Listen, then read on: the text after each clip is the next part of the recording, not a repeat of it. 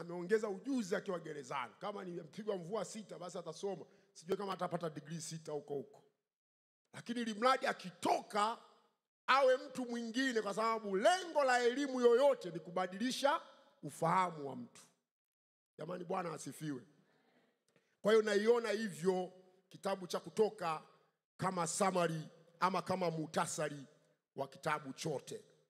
Anawakomboa, anawapa amri, lakini baadaye anatambulisha ibada. Ibada inatambulishwa kwamba huyu aliyekombolewa, aliyeondolewa utumwani, Mungu anataka amfanye kuwa mtu wa tofauti, lakini katika utofauti wake amwabudu Mungu. Hiyo inahusiana na sisi? Inahusiana na sisi? Inahusianeje? Baada ya Mungu kutuokoa, tunajifunza neno la Mungu ili tumwabudu katika roho na kweli.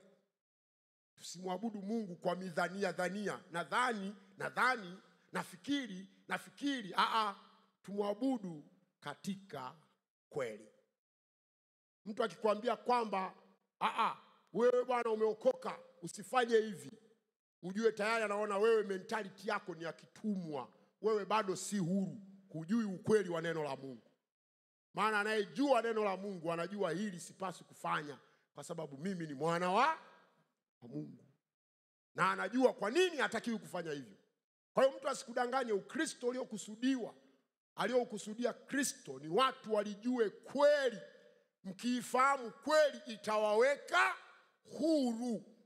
Uhuru anaouzungumza ni uhuru hata pale unapokuwa judged na watu wanapokuhukumu, wewe bado unajisikia niko katika mapenzi ya Mungu. Yaani unaendelea. Hauishi kwa kuangalia watu hapa wamefurahi au hawajafurahi. Hebu nikifanya hivi, yaani unajua unapaswa kufanya nini. Maana yake uko huru katika Kristo Yesu. Turudi kwenye Kutoka. Kitabu cha Kutoka kina sura 40.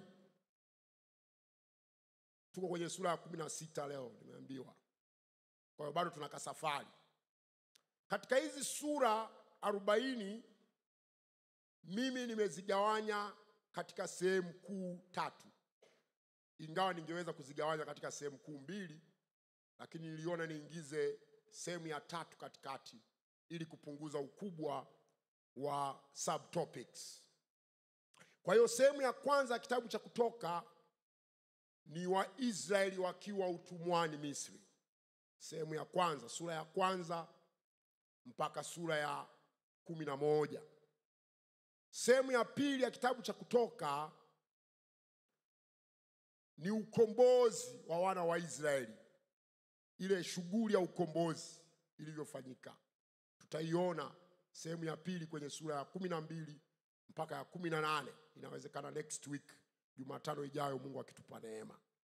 Alafu tutamalizia sehemu ya 3, ufunuo wa Mungu kwa Musa na watu wake, sura ya 19 mpaka ya 40. Naomba kurudia. Sehemu ya kwanza ni ya wana wa Israeli wakiwa Misri utumwani, utumwa wa Israeli, sura ya kwanza mpaka ya 11, na sura ya 12 ni ukombozi wa Israeli kutoka Misri, na sura ya sehemu ya 3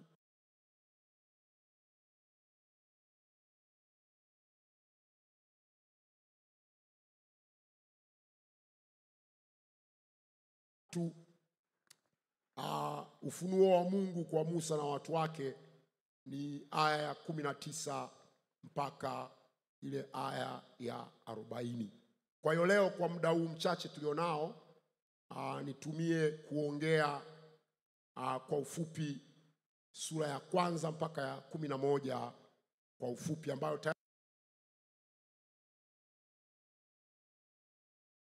tumediscuss.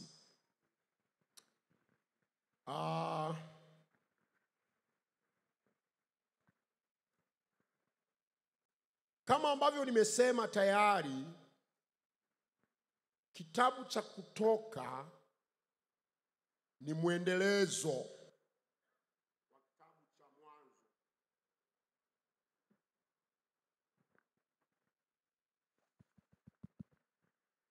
Kitabu cha Kutoka ni mwendelezo wa kitabu cha Mwanzo.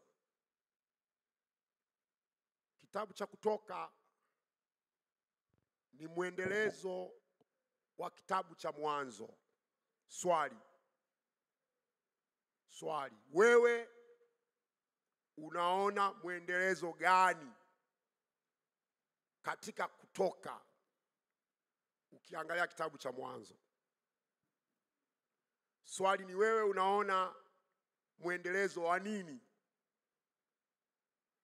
Tumesoma Mwanzo na tunasoma Kutoka. Unaona mwendelezo wa nini? Karibu.